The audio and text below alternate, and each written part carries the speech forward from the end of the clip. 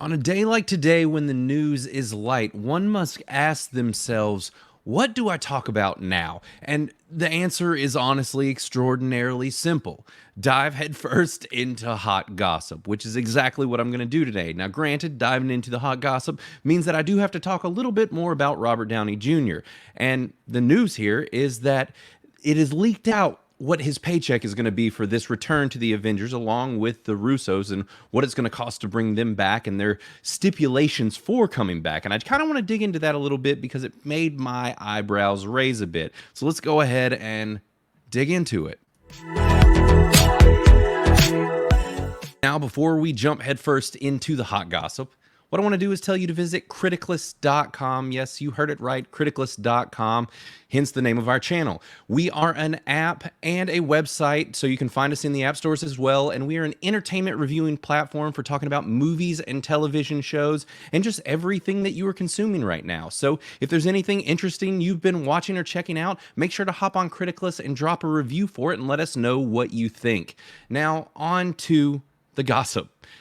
The news here is that Robert Downey Jr. and the Russos are getting one hell of a payday to come back to Marvel, which also kind of leans into this whole thing about Marvel being a wee bit desperate, which is what I talked about on yesterday's show. And it just really feels like they don't know what to do, and they're willing to spend all sorts of money to try and right the ship, being that they had the largest brand in history and in several years' time have managed to just dive it deeper and deeper into the dirt. So what Variety is reporting here is this. It says, bringing back key members of the old gang won't come cheap. Sources say Marvel is plunking down $80 million for Anthony and Joe Russo to direct Avengers Doomsday and Avengers Secret Wars, and significantly more for Downey to tackle the uber villain Dr.Doom in the two tentpoles. Now, let me go ahead and repeat that. Anthony and Joe Russo are going to get $80 million to do these two movies, which means that these two guys are going to be splitting this, so that'd be like $40 million a piece, and then it would break down to like $20 million a movie. Now, I don't know if that sounds like a lot of money to most of you or not, but $20 million is a healthy chunk of cash, and then to compound that, where these guys are getting 80 million total to do this, that's a lot of money. And then let me hone in once again on what they said about Robert Downey Jr., which is that he is going to get significantly more than these two guys are getting for these two movies just to come back. That is absolutely wild. That is a truckload of money. And what does significantly more than 80 million mean? I don't know, but I would be willing to guess that it's probably at least another 40 million on top of that, if not fully double. So, I mean, he is going to be making a buttload of money. And so the rest of what it says here is that the Russos' deal doesn't include back-end compensation, so it means that they could get more money, but it does contain performance escalators that kick in at the 750 million and the 1 billion thresholds, so they will all be getting more money depending on how much money this movie makes, which makes sense and is pretty on par for the industry, but still, I just can't even fathom this amount of money. It says the brothers will also produce the two films via their Agbo banner. So that's their production studio. So they are actually going to get, a front billing when the movie comes, or when these movies come out. So they'll get some recognition. That marks something of a departure from Marvel, which typically doesn't work with outside producers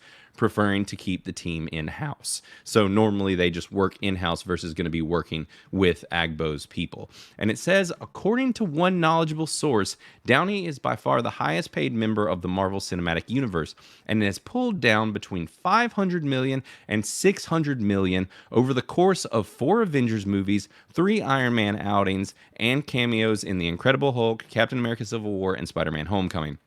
So, I mean, I literally mentally can't process this amount of money. And I mean, it sounds like Robert Downey Jr. is right there on billionaire, threshold. Would not be surprised. I mean, this is an outrageous amount of money. And I mean, of course the dude would come back for this kind of a paycheck. Look at the smile on this man's face. I'd be smiling like that too if Marvel was just beeping up the money truck and going to dump that freaking crap on my back door. That'd be phenomenal. So, I mean, obviously he's come coming back for this, and the dude's got to do what, 2 movies? And the whole thing is that they're saying that his stipulation was that the Russos direct. So he got these guys this gig as well. So that's just wild. Now, there's a little bit more that Variety is not reporting on that other places are. Now, here on ComingSoon.net, they pointed it out where they said Robert Downey Jr. will reportedly receive significantly more than $80 million in salary for playing Dr. Doom in Avengers 4 and 5, along with additional perks attached to his contract include travels via private jet, a personal security detail, and a trailer encampment. Whatever that means. I mean, I'm guessing he just has like an entire, army of trailers that are just his and his homies and everybody else, where they just get to bop around and do whatever the heck they want in their trailer encampment. The actor apparently laid out certain conditions and only confirmed his return once they were met. So this is bonkers. The dude is literally getting private jet travel all around while he's doing these movies, his security detail, trailer encampment, along with his significantly more than 80 million. I mean, that is wild. Now, where it kind of got me, though, was this private jet thing. That's what kind of bristled me a little bit, because regularly the Hollywood and elite types have made it their mission to lecture us peasants on how we live and the things that we do and how we handle our lives and our footprint, right? And now we're talking about private jet rides here. Now, I don't know many of you listening who could claim to have taken part in private jet rides. And hey, I'm not private jet shaming. What I am shaming is the fact that regularly these individuals are shaming we peasants for the things that we do and the amount of climate effects that we are putting on the environment in regards to climate change. So the thing is when I read this, I knew that Robert Downey Jr. is one of these individuals known for pushing this whole climate change thing. Now, I'm not here to dispute any of this. I'm just glad that they don't call it global warming anymore. But the thing is that yes, our environment is changing. The question is whether or not this environment changing is due to us humans, or whether this is a natural occurring event, or maybe a little bit of both. But the thing is that Robert Downey Jr. is one of these individuals that constantly gets on his soapbox about climate change and the things that we should do to better the planet. And yet in this deal, it includes private jet travel. And this seems to be a reoccurring theme for most of these individuals. So what I would posit is that for most of these people, if you look at the amount of Robert Downey Jr. is making, and many of these other people are making,